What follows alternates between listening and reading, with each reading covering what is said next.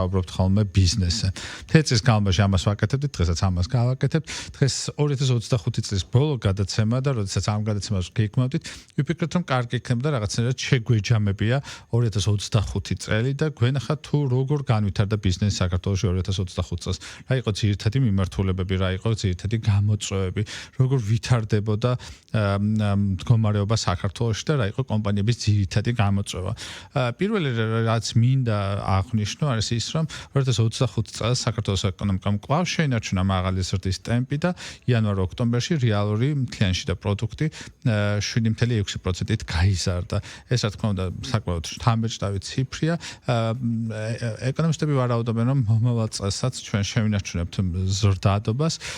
საერთაშორისო რეზერვების მიმართულებითაც რეკორდული წელი იყო 2025 წელს. საერთაშორისო რეზერვებმა რეკორდულად $5.8 მილიარდ მიაღწია და ესეც რეკორდული იყო. შესაბამისად, რადგან ქვეყნის ეკონომიკა იზრდებოდა, ბიზნესიც აქტიურობდა და ბიზნესიც ვითარდებოდა.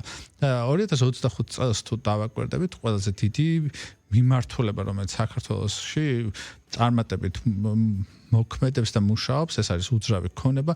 უძრავი ქონების მიმართულებით ალბათ გამოსაყოფი არაბული ინვესტიციები, რომლებიც საქართველოში 2026 წლიდან კიდევ უფრო აქტიური გახდება, რადგან ვიცით რომ თბილისთან ახლოს ახალი საცხოვრებელი კომპლექსები და დიდი მასშტაბური უძრავი ქონების მიმართულებით პროექტები ხორციელდება, რაც საშუალებას მისცემს ბიზნესს კიდევ უფრო გაფართოვდეს ამ მიმართულებით.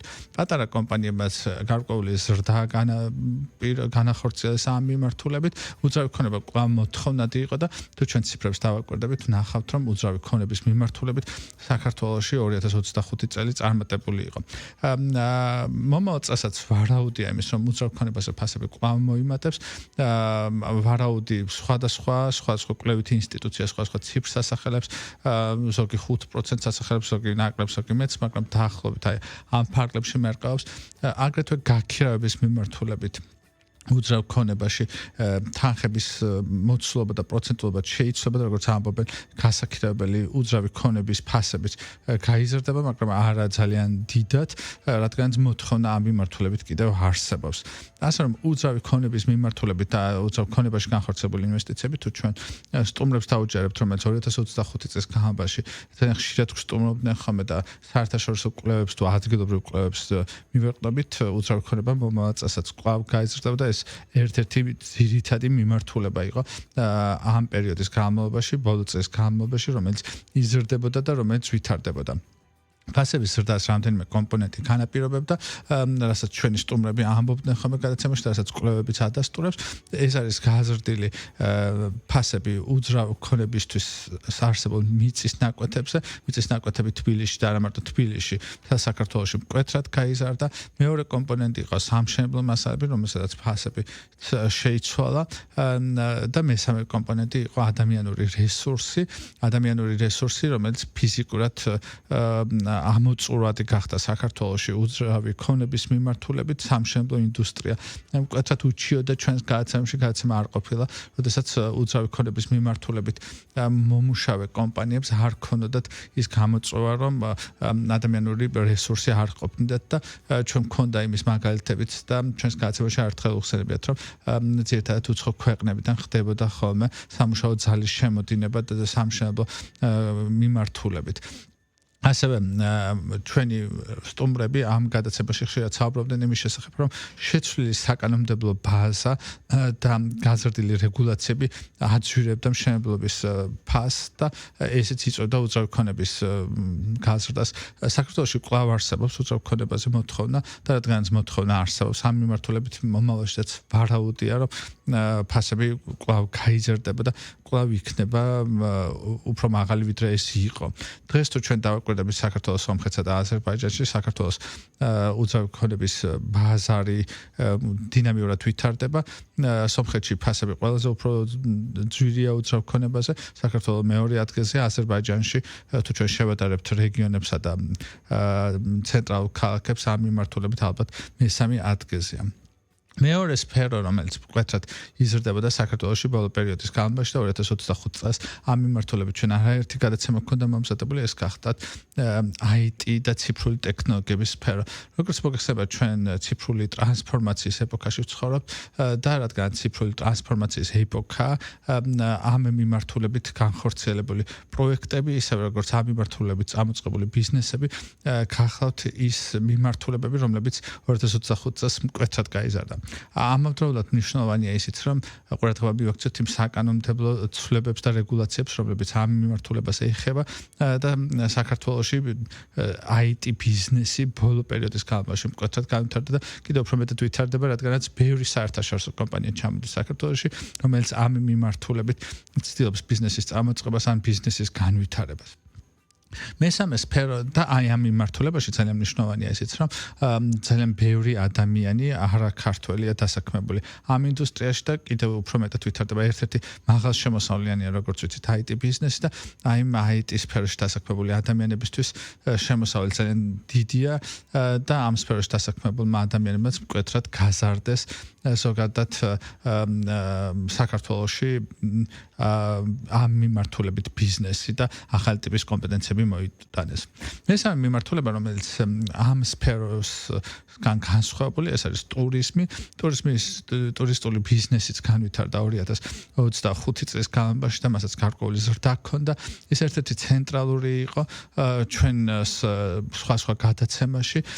ყავდა ხოლმე რამდენიმე მიმართულებით, როგორც სტუმართმასპინძლობის მიმართულებით, ისევე ტურისტული კომპანიებიდან განსაკუთრებული ნაკადები ტურიზმის მიმართულებით ჩვენ გვხდებოდა ახალი რეგიონებიდან აქამდე თუ 10 თუ 5 წლის წინ ნაკლები იყო ინდოეთის როლი ინდოეთიდან ძალიან ბევრი ტურისტი შემოდინდა ბოლო პერიოდის განმავლობაში. ამას ხელს შეუწყო პირდაპირ ფრენების გახშირებამაც, რომელიც ინდოეთიდან საქართველოშია, ისევე როგორც დიდი ნაკადი იყო ჩინეთიდანაც, როგორც ტურისტული მიმართულებით, ასევე ბიზნესის მიმართულებით ზოგადად. ეს ორი ქვეყანა იყო მზარდი განსაკუთრებით ბოლო პერიოდის განმავლობაში, თუმცა სტანდარტული გალფის ქვეყნებიც, რომლებიც ბოლო პერიოდის განმავლობაში უფრო და უფრო მეტად ინტერესდებოდნენ საქართველოს ტურისტული პოტენციალით, აქ და ბევრი პირდაპირ ფრენა გვაქვს გალფის სხვადასხვა ქვეყნებში და ეს მიმართულებაც მკვეთრად იზრდებოდა, ასე რომ ტურისტული მიმართულება მკვეთრად გაიზარდა. გაზრდილმა შემოდინებამ ტურისტული ნაკადების საშუალება მისცა ქართულ სტუმართმასპინძლობის მიმართულებას, უფრო მეტად გაძლიერებული იყო სასტუმროების მიმართულება. იყო 2025 წელს მნიშვნელოვანი, ჩვენ გავხდით მომსწრე საქართველოში ახალი სასტუმროების გახსნისას, მათ შორის თბილისში, რეგიონებში და ამ მიმართულებით ვითარდებოდა. განსაკუთრებით აღსანიშნავია იაფი ავიახაზების როლი ტურიზმის განვითარებაში. ჩვენ ვიცით, რომ რამდენიმე მიმართულება 2025 წელს ქუთაისის საერთაშორისო აეროპორტში დაემატა, რამაც კიდევ უფრო მეტი ტურისტის შემოყვანა უზრუნველყო საქართველოში და ეს მიმართულება 2025 წელს ისევე როგორც უძრავი ქონების მიმართულება, ისევე როგორც IT სექტორი, ეს ბიზნესიც ამ 2025 წელს განსაკუთრებით განვითარდა. შემდეგი მიმართულება, რომელიც მკვეთრად ვითარდებოდა, რომელიც ახლოს შეიძლება იყოს ტურისტთან, ეს არის განათლების სექტორი. ჩვენ გვყავდა ათეულობით 1000 რეგისტრირებული არაქართველი სტუდენტი, რომელიც საქართველოს განათლების მისაღებად ჩამოდიოდა და ეს ბიზნესი მკვეთრად გაიზარდა.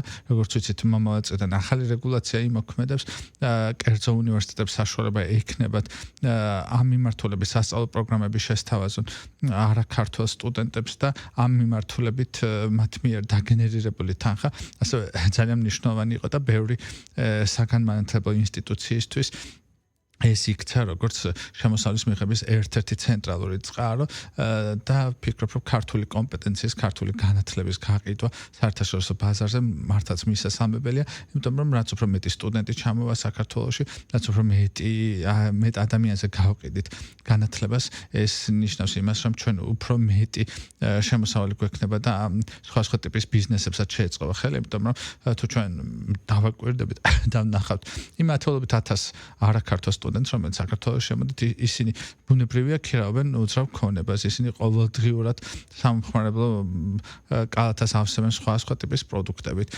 სარგებლობენ ტრანსპორტ და ბევრი სხვა კომპონენტია, რომელიც ამ მიმართულებას მიყვება და ამავდროულად ისინი საქართველოს ელჩები ხდებიან ხოლმე არაპირდაპირ მნიშვნელობით თავიანთ ქვეყნებში და სხვებსაც ურჩევენ ხოლმე და ამ მიმართულებით კიდევ უფრო მეტად ვითარდება ჩვენი ქვეყანა.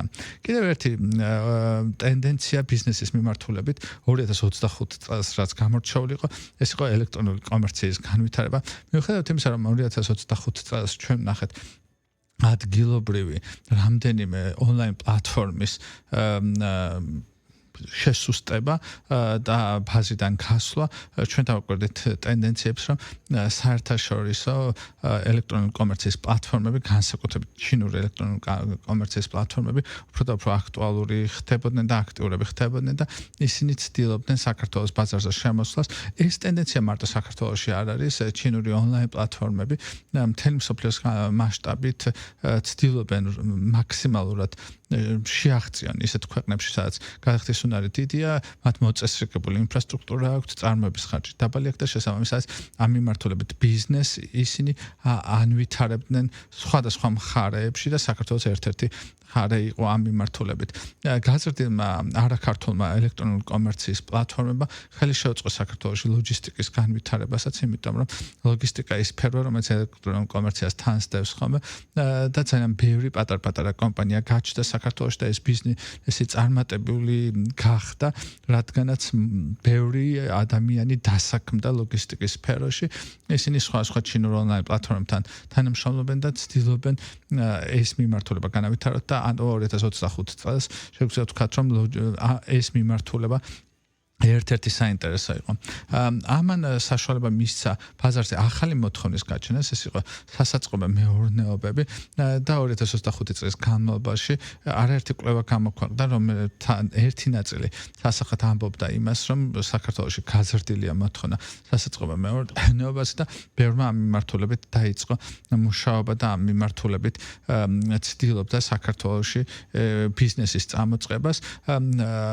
მხოლოდ მე ვიცნობ დაახლოებით 5 სხვა კვლევას და თითოეული კვლევა ამბობს, რომ საქართველოში არსებობს მოთხოვნა დიდი სასაწყობე მეურნეობების, რომლებიც დაეხმარება სხვა საერთაშორისო კომპანიას და განსაკუთრებით აზიურ კომპანიებს იმაში, რომ მაქსიმალურად შევეცადოთ საქართველოში თავი მოუყაროთ პროდუქტებს აზიიდან და შემდგომ ვიყოთ ერთგვარი ხიდი ევროპასა და აზიას შორის, რადგან ევროპას უფრო ჩქარა მიეწოდოს მერე აზიური პროდუქტები. ჩვენ თუ საქართველოში ბიზნეს დავაკვირდებით, ძალიან საინტერესოა, რადგან საქართველოში ვაჭრობა ერთ-ერთი მთავარი სფეროა, როგორ იყო გადანაწილებული საქართველოსთან პარტნიორი ქვეყნების ბიზნესები, როგორც მოგეხსენებათ, წლების განმავლობაში საქართველოში ყველაზე დიდი როლი სხვა მიმართულებებით თურქეთს ეჭირა, ისევე როგორც ევროკავშირს, ასევე ჩრდილოეთ მეზობასაც ძალიან დიდი როლი ჰქონდა იმაში, რომ სხვა ტიპის ბიზნესები ცდილობენ საქართველოში მათი პროდუქტები გააყიდათ. დღევანდელი მდგომარეობით 2025 წელს ჩემს მიერ მომზადებული გადაცემებიდან რამდენიმე ტენდენცია იკვეთებოდა. ერთი ტენდენცია არის ის, რომ ქვეყანა წარმოებლები იცვლიან გეს და აქტიური ხდება ჩინეთისა და ინდოეთის რესურსი, რადგან როგორც მოგეხსენებათ, ამ ქვეყნებს წარმოების ძალიან დიდი რესურსი აქვს, ისე როგორც ჩრდილოეთ აფრიკის ქვეყნები, რომელსაც ასევე სამუშაო ძალა ძალიან იაფი აქვს.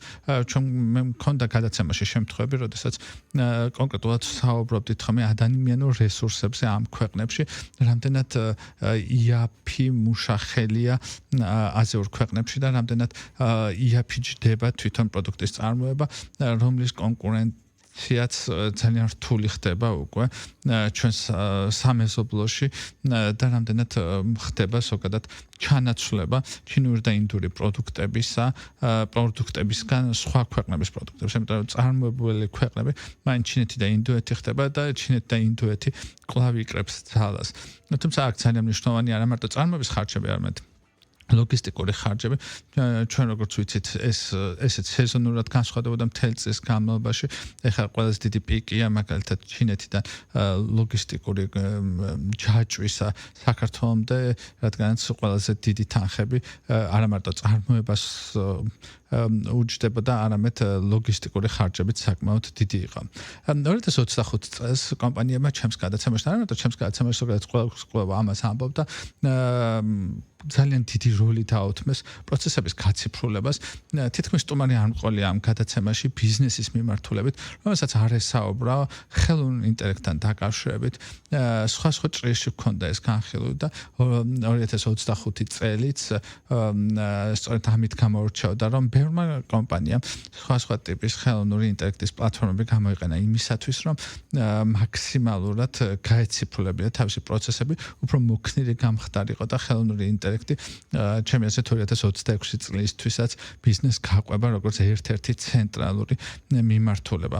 ზოგადად პროცესების გაციფრულება და ციფრული მიმართულებით განვითარება, ციფრული ტრანსფორმაცია 2026 წლის ერთ-ერთი მიმართულებაც იქნება. რაც ბიზნესს შეუწყობს იმაში, რომ უფრო მოქნილი გახდეს, უფრო ნაკლები დანახარჯი გქონდეს საოპერაციო მიმართულებით და უფრო მეტად მიაღწიოს მენეჯმენტის ეფექტურობას.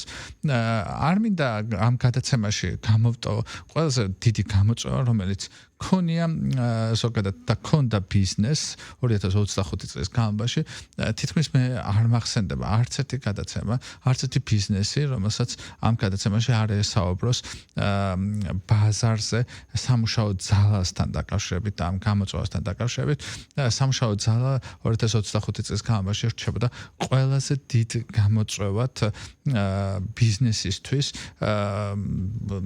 ყავდა კომპანიები გადაცემაში, რომლებიც თვეების განმავლობაში ვერ ავსებდნენ ვაკანსიებს და ეს ერთ-ერთ გამოწვევად რჩებოდა და მე ვფიქრობ, რომ რაც უფრო დრო გავა, მით უფრო მკვეთრად დადგება ეს საკითხი ყველა ბიზნეს მიმართულებით და აქაც გამოსავალი, რომელსაც ჩვენი ბიზნესი გვთავაზობდა ერთი იყო შრომითი მიგრაცია, ხოლო მეორე იყო ციფრული ტექნოლოგიების განვითარება. ეს იყო ის ძირითადი მიმართულებები, რომლებიც 2025 წელს ჰქონდა. 2026 წელსაც სავარაუდოდ ვფიქრობ იმას, რომ საქართველოში ეკონომიკური ზრდა კვლავ გაგრძელდება. სხვა კვლევები ამბობენ 5-დან 6%-მდე ზრდას და ამას ვარაუდობენ, მაგრამ ეს მხოლოდ ვარაუდები, ამას ალბათ 2026 წელი გვაჩვენებს. მე ვფიქრობ, რომ ის სფეროები, რომლებიც მიმოვიხილე მომავალ წელსაც გააგრძელებენ ზრდას და კვლავ საინტერესო იქნება, ბუნებრივია ყველა მიმართულება მკვეთრად ვერ გაიზარდება და შეუძლებელი იქნება რომ ყველა მიმართულება მკვეთრად გაიზარდოთ ბიზნესის ასე არ არის მოწყობილი, მაგრამ კონკურენცია საშუალებას მისცემს საკუთარ ბიზნესს კიდევ უფრო მეტად განვითარდნენ. დღევანდელი ჩვენი გადაცემა სწორედ ამ შეჯამებისთვის მინდოდა დამეთვა, ასევე მინდა მადლობა გადაგიხადოთ იმისთვის, რომ თქვენ მუდმივად უსმენდით ან გვიყურებდით ხოლმე ჩვენ ყველა სამშაბათ 13 საათიანი საინფორმაციო გამოშვების შემდეგ. წინასწარ მინდა მოგილოცოთ ახალი წელი, დამდეგი შობა, გისურვოთ ბედნიერება, ჯანმრთელობა, ხვავი და ბარაკა და ქართულ ბიზნესს კიდევ უსურვო ბევრი წარმატება და ჩემთვის ყველაზე წარმატება იქნება ის, რომ ქართული ბიზნესი საზღვარგარეთ გავა და იმ კომპეტენციებს, რომლებიც ჩვენ გვაქვს მენეჯმენტის იმ გამოცდილებას, რომელიც ჩვენ უკვე მივიღეთ დამოუკიდებელ საქართველოში ცხოვრებიდან, სხვა ქვეყნებსაც გაუზიარებს და უცხოურ კაპიტალს საქართველოში შემოიტანს. კიდევ ერთხელ გილოცავთ დამდეგ ახალ წელს შობას და ჩვენ ერთმანეთს 2026 წელს შევხვდებით. ბედნიერად.